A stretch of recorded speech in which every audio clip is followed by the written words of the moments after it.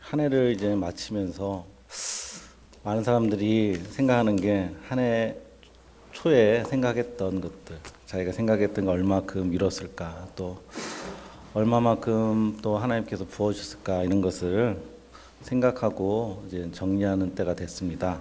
그래서 우리가 얼마나 복받은 자인지 한번 확인하는 내용으로 우리 여러분들이 너무나 잘 알고 있는 구절 선택해서 했습니다. 또 너무나 또 잘 알고 있기 때문에 저에게도 많은 부담되지만 그래도 서로 다시 한번 확인하는 생각으로 말씀을 나누고자 합니다.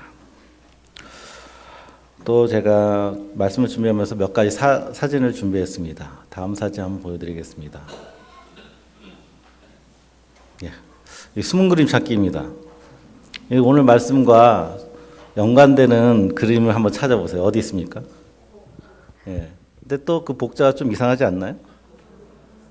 예, 이런 거 많이 보시지 않습니까? 특히 이제 화교가 운영하는 식당에 가면 특히 더 이런 게 많습니다.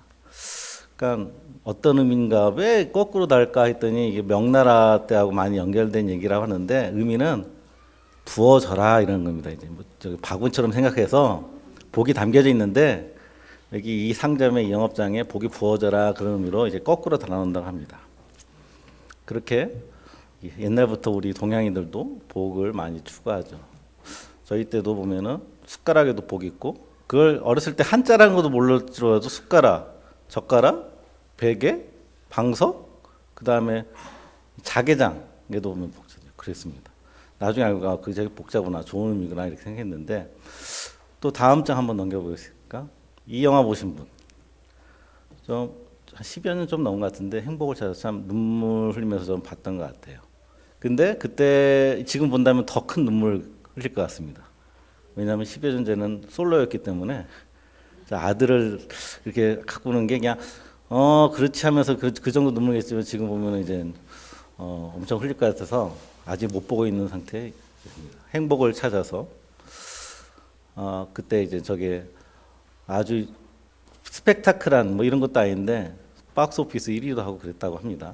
다음 장면 한번 또 보실까요? 행복의 조건이라는 책이 있다고 합니다. 읽은 건 아니고요. 잠깐 서머리한 걸 제가 읽었는데 이 책은 하버드 대학의 정신과 의사가 주도하에 70여 년 동안 한 몇백 명을 관찰한 보고서래요. 어떤 인생 원리, 윤리 원리 이런 게 아니라 어떤 게 얘기하는 거는 결과를 보고, 그러니까 행복한 사람들, 우리가 말하는 하버드 어떤 기준이 있어요? 이 대학에서 생각하는 그 기준을 넘는 사람들에 대해서 역추적한 거죠. 어떻게 행복할까? 그래서 여기서 요약한 몇 가지만 추려봤는데 7가지가 있답니다. 많은 게 있는데 행복한 노년의 7가지 조건이 있답니다. 첫 번째, 고난에 대처하는 자세가 첫째 중요하답니다. 이 뜻은 무엇일까 한번 생각해봤습니다. 인생은 대부분 고난에 있다는 것이죠. 즐거운 일보다 고난인데 이걸 어떻게 잘 대처해야지만 행복할 수 있는 첫째 조건이 된다는 거죠. 두 번째는 인간관계, 뭐 이렇게 쭉쭉쭉 해서 근데 마지막에 보면은 뭐 비흡연, 적당 음주, 규칙적인 운동.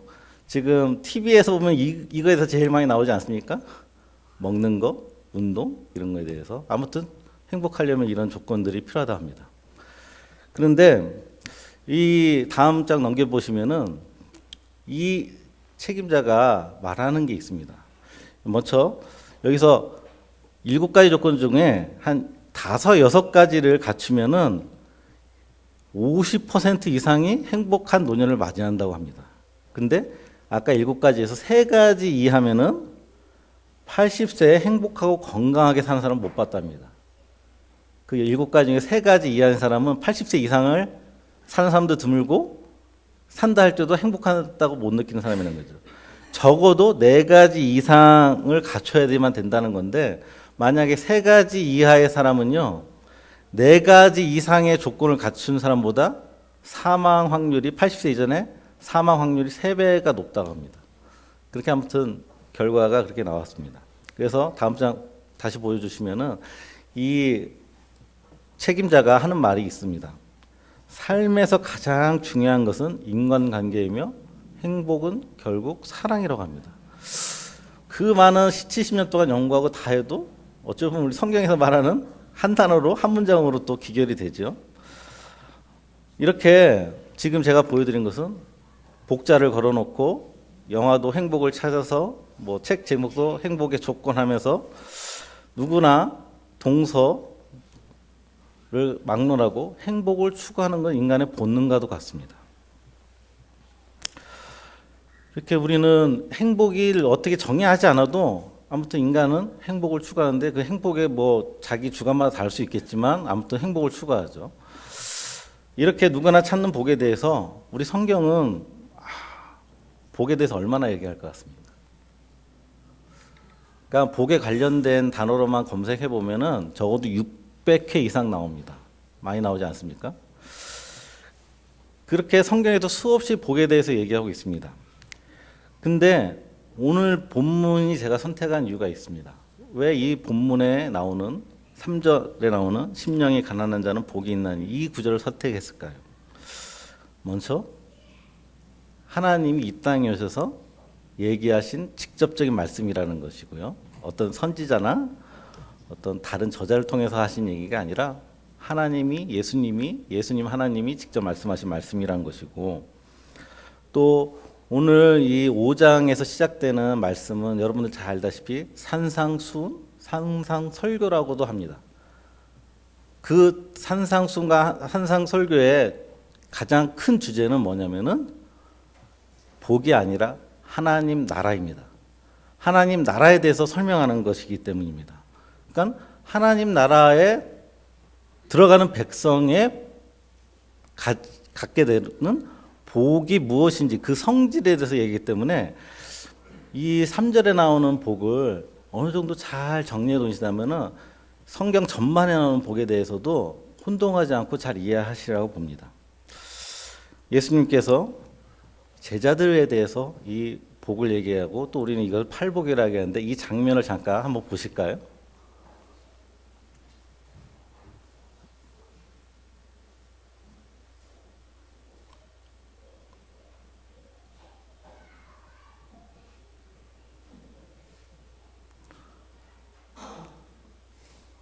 이 장면이 한 20초짜리인데 클릭이 안 되나 봅니다. 아무튼 이 장면이 뭐냐면은 예수님이 제자들한테 팔복에 대해서 나오는 그 영화 한 장면입니다. 나중에 플레이 되면 더 보시고요. 넘어가기로 하겠습니다. 나는 갑자기 왜 산상순의 배경음이 깔리나 했네요. 이 대주제가 하나님 나라라고 제가 말씀드렸지 않습니까? 그 하나님 나라는 바로 뭡니까? 바로 천국을 얘기합니다.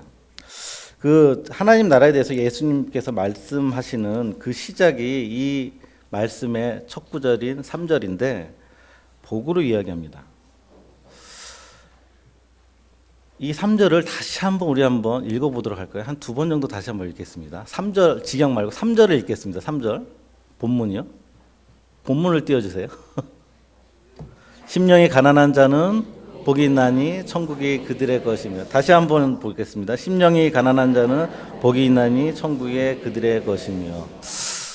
어떤 뜻으로 이해됩니까? 좀 짧게 있어서 이것을 제가 한번 좀 풀어서 한번 읽어드릴게요. 이게 맞는지 한번 유심히 신경 써서 한번 들어보세요. 심령이 이거 아닙니다. 이거 띄우면 안 됩니다. 지금 죄송합니다. 커뮤니케이션인데 심령이 가난한 자가 되면 복을 줄 것인데 그 복은 바로 천국, 즉 하나님 나라이다. 맞습니까? 그렇게 들리나요? 다시 한번 풀어볼게요. 심령이 가난한 자가 되면 복을 줄 것인데 그 복은 바로 천국 하나님 나라이다. 어떻게 이해되십니까? 제가 잘 풀었는지 모르겠지만 어떻게 보면은 천국에 들어가는 조건, 하나님 나라에 들어가려면 이런 자격이 있어야 된다고 들리지 않습니까? 그렇게 들렸다면 제가 좀 잘 풀은 건데 그렇게 안 들렸다면은 저보다도 여러분들이 더 성경에 대한 이해가 깊으신 겁니다. 이러한 해석이 맞다면 우리는 하나님 나라에 들어가기 위해 어떻게 해야 된다는 결론이 나옵니다. 조건과 자격이라면 하나님 들어가려면 우리는 어떻게 해야 되는가? 그러면 이 3절만 딱 여기 한도에서 보면은 가장 첫째 조건이 뭡니까? 심령이 가난해져야 됩니다. 마음이 가난해져야 된다 합니다. 이거에 대해서 좀 차후에 얘기하고요. 근데 계속 잘못 나왔던 구절, 우리 직역을 한번 보시겠습니다. 근데 헬라 원문을 직역하면 이렇습니다. 다 같이 읽겠습니다. 복이 있다, 심령의 가난함을 가진 자야, 하늘의 왕국이 너의 다시 한번 해보시겠습니다. 복이 있다.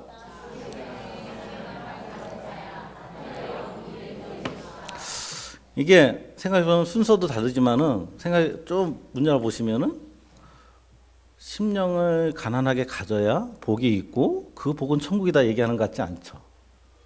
먼저 선포합니다. 너희들은 복이 있다. 복이 있는 사람들이다. 근데 너희들은 심령이 가난한 자들이다. 그렇기 때문에 이미 하늘의 왕국이 너희한테 있다. 이렇게 얘기하는 것입니다. 그렇기 때문에 이 제자들이 자기가 노력해서 수양을 해서 천국에 들어가려고 노력한다는 그런 뜻이 아니라 내가 천국을 이미 가진 자래. 이렇게 이제 들리는 말씀이죠. 즉 이미 복이 있는 자로 예수님께 여기면서 그 복이 무엇인지, 그 어떤 것인지 알려주는 내용을 가지고 있는 것이 산상호의 시작입니다. 그 복이 어떤 건지 알려주는 것이죠. 다시 말해서 산상수훈의 시작은 하나님 나라에 들어가는 조건을 열거하면서 이야기하는 것이 아니라 또 조건을 지켜라 하라 마라 하는 율법적인 그런 내용이 아니라 이미 너희는 하나님 나라의 백성인데 자기가 하나님 나라의 백성임을 어떻게 깨닫고 그리고 어떻게 이야기하느냐를 알려주는 내용이 산상수훈인 것입니다. 쭉 보시면은 팔복의 내용들이 다 그런 구조입니다. 볼 때 4절에도 제가 한번 읽어드릴게요. 애통하는 자는 복이 있나니 그들의 위로를 받을 것이며, 애통해야지 복이 있는 것이 아니라 애통하는 자야 너는 이미 복이 있다. 위로를 받고 있다. 이렇게 다 명령조로 아니면은 단언하게 이렇게 얘기하는 것입니다. 심령이 가난하면 그것이 조건이 되어 천국을 받는다는 것이 아니고 미래에 복 얻는 조건이 아니고 이미 복된 상태를 설명하는 것이고 복된 상태의 증거가 복된 상태의 표가 바로 심령이 가난하다는 것입니다. 또 3절을 보시면은 또 이상한 점이 있습니다. 3절을 다시 한번 보시면은 심령이 가난한 자는 복이 있나니 천국에 그대로. 여러분 일반적인 우리 생각 한번 생각해 볼게요. 내가 예수 안 믿는 사람이에요. 성경 말씀 전혀 안 들었던 사람이에요. 근데 누가 전도하는데 이렇게 얘기해요. 그러면 이 문장을 어떻게 여길까요? 전혀 어울리지 않는다고 생각하지 않을까요? 가난한 게 어떻게 복이 있냐 이렇게 대질문하지 않을까요? 우리는 믿음으로 오기 때문에 잘 이해 못해도 그런가 보다 하고 넘어갈 수 있지만 안 믿는 사람들은 어떻게 가난한 게 복이 있다고 얘기냐? 이 종교 참 이상하다 이렇게 생각할지 모르겠습니다. 우리가 일반적으로 행복이라 하면 가난함에서 벗어나야 그때부터 시작이라고 생각하지 않습니까? 그 가난함이라는 건 꼭 물질적인 것만 얘기하진 않죠. 뭐 영적인 것도 있고 마음적인 것도 정신적인 것도 여러 가지가 있는데 그런데 성경은 가난한 자가 행복한 자이고 또 행복한 자가 가난한 자이라고 또 얘기하고 있습니다. 그럼 가난함에 대해서 한번 또 이야기해 보려고 합니다. 첫째, 가난함은 어떻게 느껴야 하는 것일까요? 가난함은 여러분 제가 과제를 씁니다. 오늘 가서 가난함 느끼고 오십시오 하면 바로 느끼고 오실 분 있습니까? 이 질문의 의도를 아시겠지요. 우리 마음 우리가 어찌할 수 없습니다. 느끼는 건 특히 더. 아무리 수양을 하더라도 내가 가난하다고 느끼는 건 마음대로 됩니까? 생각대로 모든 게 실행되는 분은 오직 하나님뿐입니다. 인간은 그렇게 안 됩니다. 가난하다는 조건이 항상 똑같으니까 어떤 조건으로 또 여겨지십니까? 예를 들자면은 제가 여기 오기 전에 임대주택에 당첨이 됐습니다. 근데 동탄입니다. 그 유명한 동탄인데 임대주택에 저희 같은 전도사님들이 신청하는데 저는 조건이 되고 다른 전도사님 조건이 안 됐어요. 같은 전도사인데 왜 안 됐을까요? 저는 수입이 별로 안 돼요. 근데 다른 분들은 수입이 많아서가 아니라 이미 집 한 채가 있어요. 안 되는 거예요. 그러면은 제가 가난한 걸까요? 아닌 걸까요? 애매하지 않습니까? 모릅니다. 그러니까 가난하다는 조건 제가 말씀드리는 이유는 사람마다 그 기준이 다르다는 겁니다. 여러분 자신은 지금 자기가 가난하다고 느끼시나요? 어떤 이는 돈이 없음을 가난하다고 느끼는 척도로 합니다. 또 어떤 이는 자기 지식 없음을 가난하다고 여기는 사람이 있습니다. 또 어떤 이는 사랑이 없음을 가난하다고 느끼는 사람이 있습니다. 어떤 이는 재능이 없음을 가난하다고 느끼는 사람이 있고, 어떤 사람은 자기보다 잘생긴 사람, 예쁜 사람을 보면서 자기가 그렇게 안 된 것에서 가난함을 느끼는 사람이 있습니다. 이렇게 가난에서는 절대 기준이 없습니다. 절대 기준도 없는데 하나님께서 이렇게 얘기한다는 건 또 어떤 것일까요? 하지만 절대적인 기준은 없어도 가난에 대한 느끼는 감정은 누구에게나 있다는 것입니다. 기준 없어도 가난하다고 안 느껴보고 살아본 사람 여기 있습니까? 분명히 있죠. 기준은 없어도 가난하다고 느끼는 그 일관된 방식이 있습니다. 옛날에 또 영화 얘기죠. 부시맨이라는 영화 아십니까? 그 사람 전혀 부족함이 없습니다. 그 나라에서. 그렇지만 뭐 도시에 왔을 때 그때 코믹하게 하는 건데 예를 들자면 그런다는 거죠. 또 제가 서울 살아서 이런 말이 죄송한데 과거에 80년대 서울의 역에 딱 내리면은 여기가 서울이가나 느끼게 하는 건물이 있다고 합니다. 대우 빌딩입니다. 한 20층 되는 20층 넘는 건가? 그러니까 자기 지역에서는 못 봤던 것을 보면은 이런 게 있어? 그러면서 자기가 부족하다는 걸 느낍니다. 아예 그분이 안 왔다면은 자기가 부족한 걸 얼마나 느낄까요? 그렇듯이 자기보다 부유한 존재나 사람이 앞에 오게 되면 자기가 부족한 걸 느끼는 것이죠. 이 지역에서 돈이 많어. 근데 빌 게이츠 앞에 가면은 그렇게 되는 거고. 나 서울대 나왔어. 아까 나왔던 하버드대 가면은 그런 거죠. 나 춤 잘 춰. 그런데 요즘에 뭐 가장 유명한 뭐 방탄소년단 앞에 가면은 뭐 이렇게 되는 거죠. 그런 것입니다. 노래 아무리 잘한다 한들 조수미 앞에 가면은 그렇게 되는 거예요.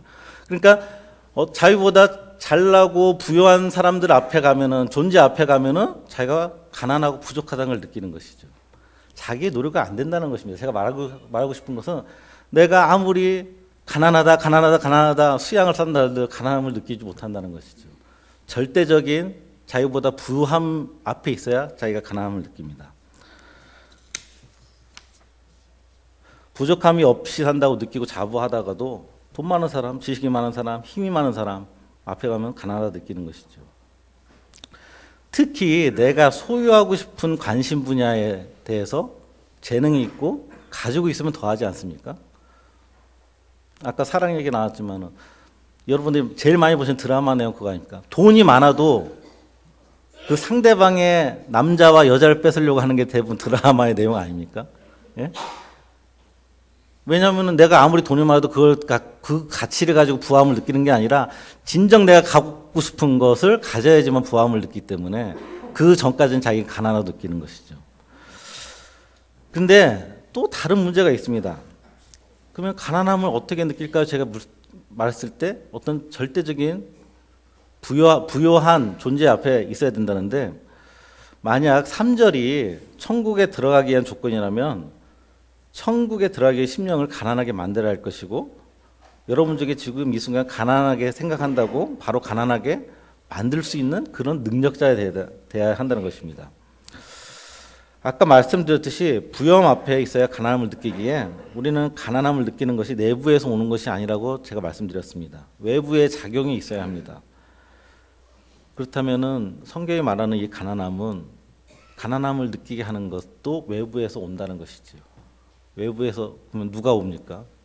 절대선, 절대 부함의 존재이신 하나님이 오시기 때문에 우리가 가난하다고 느끼는 것입니다. 그러면 하나님 앞에 가난하다고 느끼는 것을 다른 말로 할 수 있지 않겠습니까? 우리가 전혀 못 느꼈던 것을 하나님 앞에 느끼는 것 또 다른 단어로 말한다면 그게 바로 죄라는 것입니다.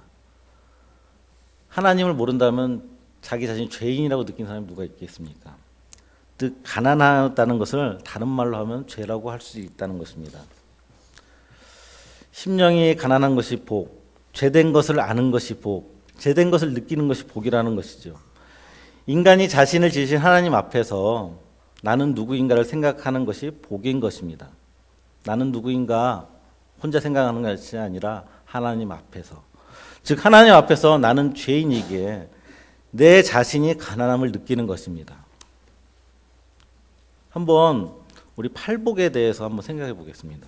애통하는 자, 온유한 자, 의에 지르고 목마른 자, 궁유를 여기는 자, 마음이 청결한 자, 화평케 하는 자, 의를 위하여 박해를 받는 자. 이 근간에는 내가 죄인이라는 생각이 깔려 있지 않으면 이걸 못합니다. 내가 가난하다는 것을 깔려 있지 않다면 이 모든 것이 자기 노력으로 해야 되는 것입니다. 그렇지만 하나님 앞에서 내가 가난하다 느끼고 죄인이다 느낀다면 이 이외의 모든 나오는 정의도 하나님께서 주신다는 것이죠. 그래서 오늘 말씀에서 말하는 복은 세상이 추구하는 삶 속에서 안락을 추구하고 그 안락을 얻는 복이 아닌 죄 때문에 괴로운 상태를 복이라고 얘기하는 것입니다. 죄로 인해 괴로워하면서 하나님 앞에서 우리는 어떻게 살아야 하는가 계속 묻고 하는 상태가 복이라고 얘기하는 것입니다. 그리고 죄로 인해 진리와 거룩에 대한 생각을 그 다음에 하게 되는 것이죠. 내가 죄인이라고 느끼지 못한다면 거룩에 대해서 어떻게 생각하겠습니까? 기독교는 우리에게 이 세상에 살면서 고민도 없고 평안한 안락을 제공해 주는데 그 목적이 있는 것이 아닙니다. 우리를 의와 진리의 거룩으로 인도하는데 그 목적이 있는 것입니다. 신앙생활을 처음 할 때는 이렇지 않지 않습니까? 하나님 뭐가 잘못됐을 때 하나님 내가 뭐 잘못해서 이런 어려움을 겪게 되나? 헌금을 안 해서 그런가? 예배에 늦어서 그런가? 아니면 다른 죄된 생각을 해서 그런가? 이런 식으로 생각하는 게 맞지 않습니까? 저도 그랬습니다. 처음 신앙 갔을 때 운전하다가 어디 좀 접촉사고 나면은 내가 예배 빠져서 그런가? 아니면 내가 교회에서 하라는 어떤 직분 조금 등한시해서 그런가? 이렇게 생각하는 겁니다. 그게 어린 건 맞습니다. 그렇지만 과정 중에 하나라는 것이지 그게 잘못된 건 아니죠. 그렇지만 그 단계를 거쳐야 되는 거 아니겠습니까?